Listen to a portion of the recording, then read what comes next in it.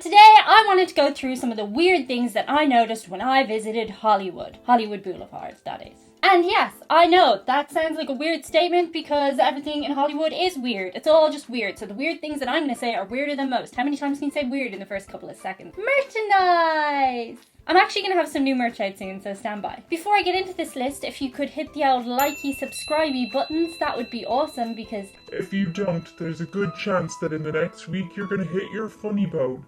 You know, your funny bone, when you hit it, it hurts. Ow.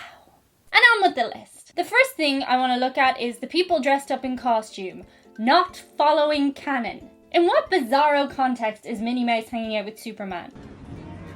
Why is there a pirate and Chewbacca next to each other? They don't go!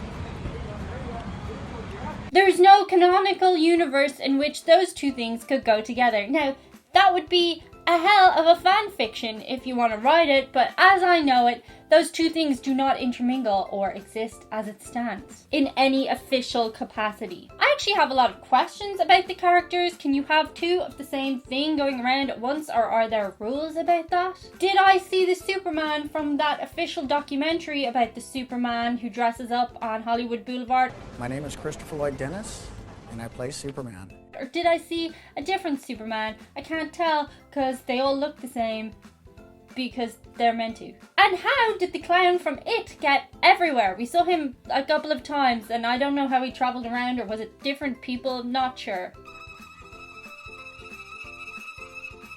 The next thing I want to talk about is the Chinese theatre, right in the middle of Hollywood. Okay, just like you're probably going to, I have checked the Wikipedia page as to why there is a Chinese theatre in the middle of Hollywood, and it definitely gives some kind of detail. But still, the fact that there is a Chinese theatre in the middle of an American street is kind of bizarre. Goodbye.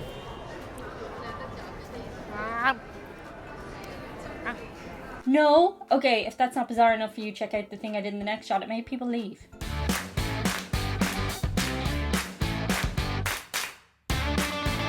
That's pretty bizarre. Just imagine for a second you're an alien, or like somebody who has just no idea what is going on with the hand and the footprints around Hollywood. And you go around and all these people are just looking at the ground. That's so strange. There's no other place on Earth that I can think of that everybody's just randomly looking at the ground. And here's the thing, there are a hell of a lot of names that you will not recognize. Who is that? Who is that?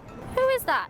Who? Oh no, I know who that is. And yes, when you realize that the people that you do recognize are cringy, that's just a thing that you're gonna have to deal with on an emotional level. The next one is the weird smell. It's pretty self-explanatory, to be honest.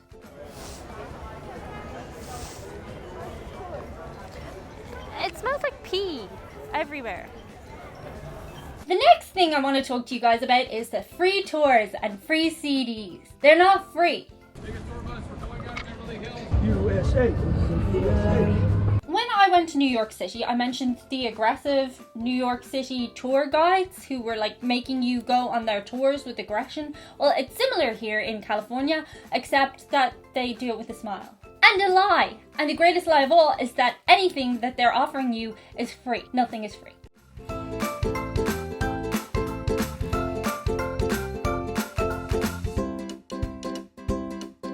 They will actually physically force their tour guide books or their CDs into your hand. I saw one guy actually physically put it in the hands of a 2-year-old child who obviously just reached out and took it, and then the guy was like giving out to the parents that they needed to buy the thing, and the kid just did, like, of course he took it, he's 2! That should be a rule, no selling to 2-year-olds.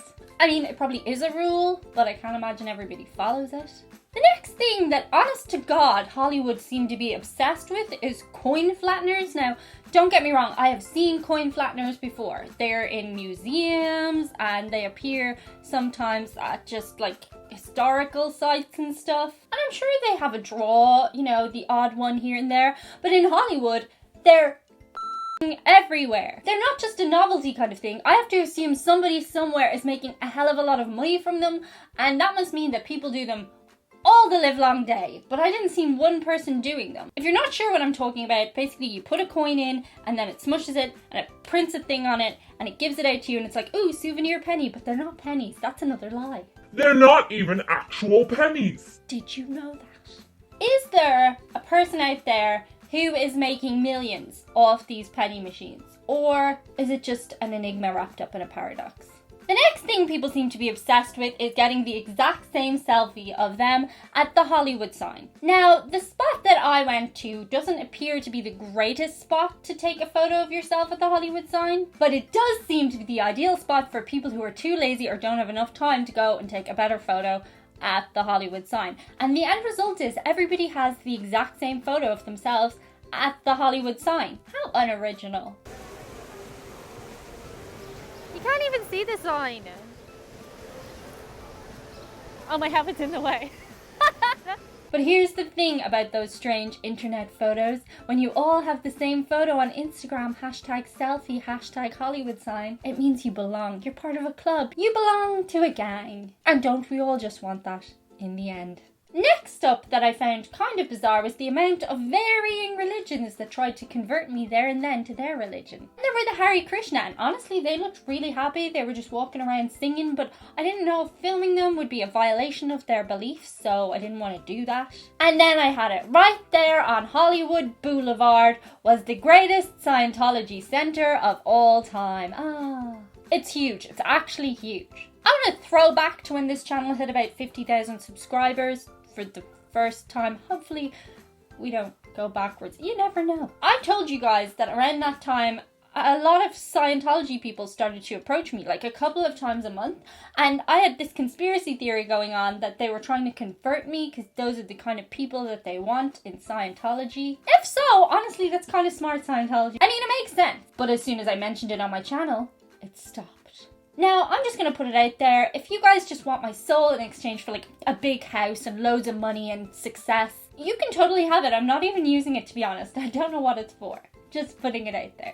And the final thing that I saw in Hollywood, and this should kind of come as no surprise, but it at the same time surprised me, the abundance of it. It's talented people. Okay, in life, talented people are pretty much everywhere. Every single person you meet is good at something. And I don't care if it's being the fastest chicken nugget eater in their county, they're good at something. You're good at something. But when you go to Hollywood, you have to presume pretty much everybody is there because they want to become a star. Now, not everybody can or will become a star for various reasons, not based largely on talent. Harvey Weinstein didn't happen in a bubble. There is a lot of luck involved too, and really you just have to presume that your busboy can juggle knives while breathing fire out his nose and tap dancing. I'd actually like to see that. One thing I really wish I would have had time to do was go around and make a video just asking people what their talent was, because that would have been pretty cool. I guess I'll just have to go back sometime. Oh no. This video goes out to the Karmic Goals crew over on Patreon, who have been doing a hell of a lot of cool support this month and just engaging with one another in the community in a really cool way. Thank you so much, guys, for your support.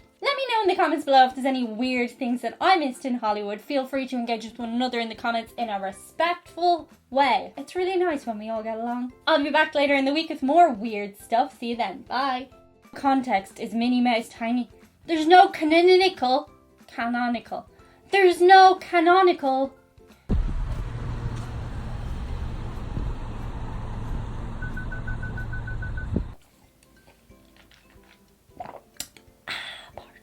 Different religions that tried me.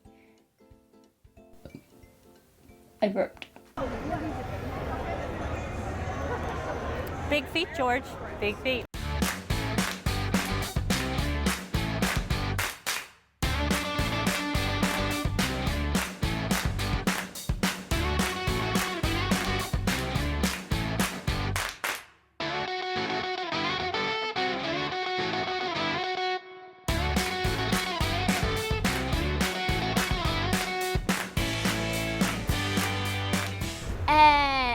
Haven't I seen that somewhere before?